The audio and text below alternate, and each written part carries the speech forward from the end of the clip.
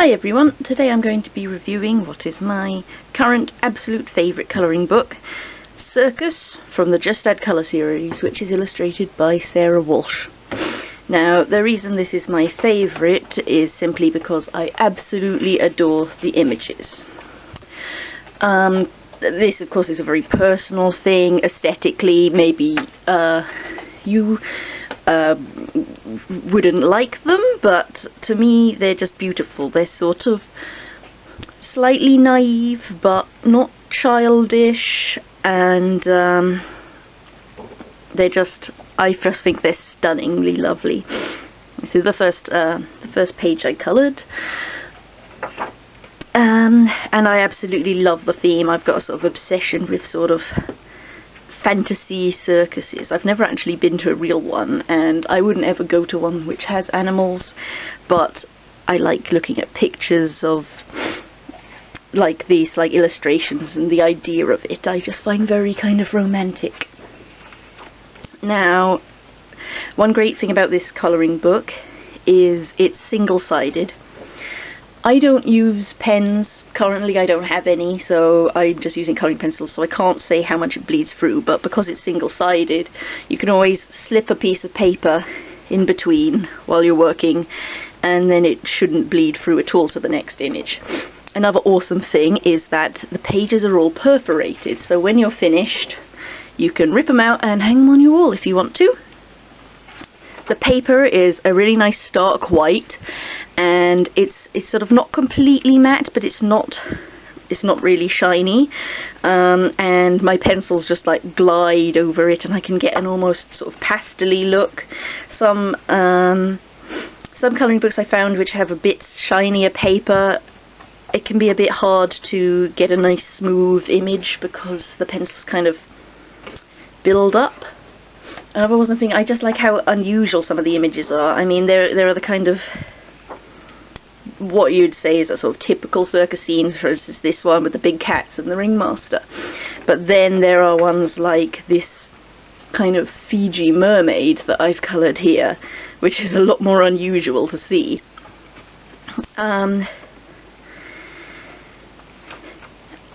Another thing I love about this book is that there are differences in the size of the spaces, by which I mean, sorry, that is a bit convoluted, but by that I mean, for instance, on this page you've got a nice big space on the horse. It's not that intricate, it's just a nice open space for colouring. And then, for instance, up here you've got a lot more intricacy on this sort of organ trailer thing. And why that's good for me is because I colour for, well, partly just because I like it, but also partly it helps me in mindfulness. I'm sure if you're watching this review you know about colouring for mindfulness, and sometimes if I'm feeling particularly anxious I'm hesitant to want to do something that's very intricate and small because of my worry I'll go over the lines. I probably will go over the lines anyway. I'm not great at this, but it helps me to have it for times when I am feeling more anxious, to have a big wide space that I can just colour in and not have to sort of worry about it. But then for times when I'm feeling a bit less stressed and want some intricacy, it's there. Oh, this is one of my favourites, of this snake charmer woman.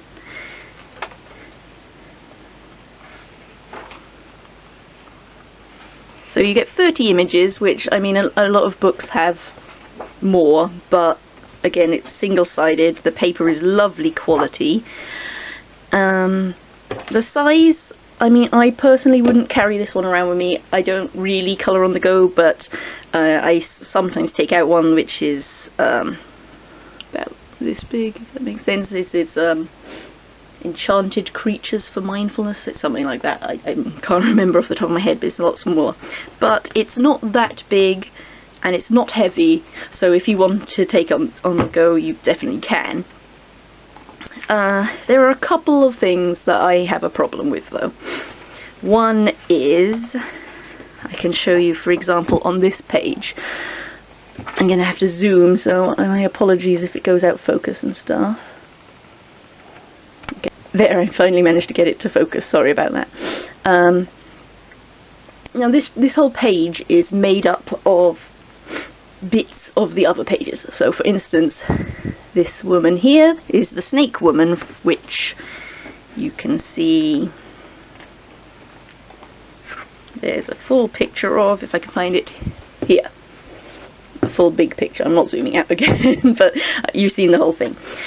Now, one of my problem with this is where it's been cropped, it hasn't been done that well. What I mean here is, there is the woman's arm, there is the woman's neck.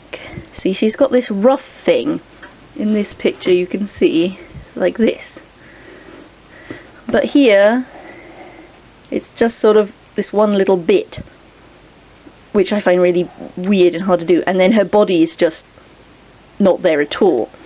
And her snake would be going through this person, but there aren't any lines between them. So you see, I have coloured the snake green where it should be, but there isn't a black line. Yeah, that just bugs me a bit. I guess it's the kind of, I find it a bit jarring, and it's hard to have a consistent image when there are bits like that which don't have the line, and then bits like this. I didn't even colour this bit, I've just left it and ignored it because I don't like the fact it doesn't continue to anywhere. And another slight issue, I see there's a page where I've noticed it more than others. Let's see if I can find it.